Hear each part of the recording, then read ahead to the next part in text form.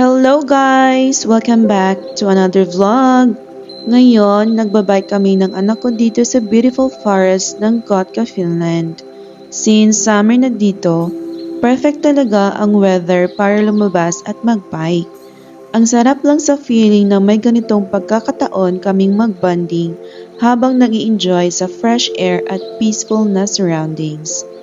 Honestly, isa ito sa mga favorite naming gawin during summer. Habang nagbabike kami, makikita mo talaga kung gaano kaganda ang nature dito sa Finland.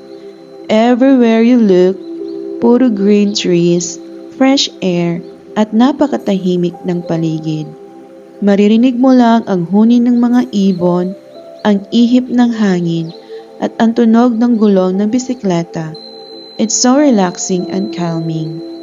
Alam niyo ba na almost 75% ng Finland ay forest? Kaya kilala talaga ito bilang isa sa mga greenest countries in Europe. Dito, ang forest ay parte na ng everyday life ng mga tao. Maraming families ang mga pumupunta rito para maglakad, magbike, magjogging, o simpleng mag-relax lang. One of the best things about Finnish forest is that you can experience so much. During summer, makakita ka ng iba't ibang klase ng wildflowers, ferns, tall pine trees, birch trees, at kung minsan, makakita ka pa ng squirrels, rabbits, iba't ibang birds, at minsan naman deer kung swerte ka. Kapag berry season naman, maraming tao ang namimitas ng wild blueberries, lingonberries at cloudberries. Meron ding edible mushrooms kapag tamang season. Ang ganda lang isipin na ang nature mismo ang nagbibigay ng mga ganitong blessings.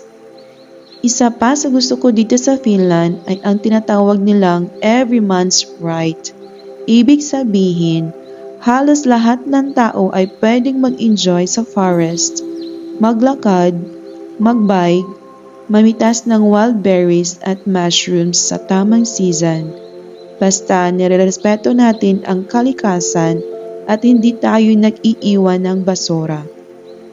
Ang ganda ng kultura nila pagdating sa pag-aalaga ng nature. Cycling is also one of the best exercises.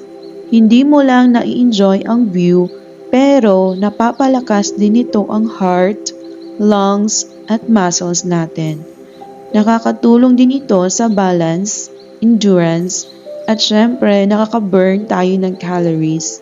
Kaya kung gusto mong maging active habang nag-i-enjoy, biking is a perfect choice. Pero hindi lang physical health ang natutulungan nito. Being in nature is also good for our mental health. Kapag napapalibutan tayo ng mga puno at sariwang hangin, bumababa ang stress, mas gumagaan ang pakiramdam, at mas nagiging relax ang isip natin. Sometimes, all we need is just to disconnect from our phones and reconnect with nature. For us, this bike ride is more than just exercise. It's quality time habang magkasama kami ng anak ko. Nakakwentuhan kami, nagtatawanan, at gumagawa ng memories na alam mong maalala naming paglaki niya.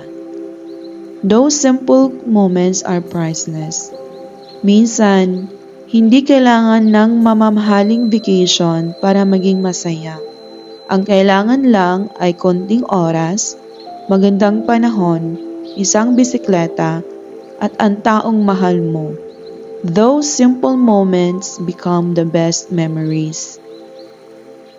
Thank you so much for joining us on our biking adventure here in the beautiful forest of Kotka, Finland.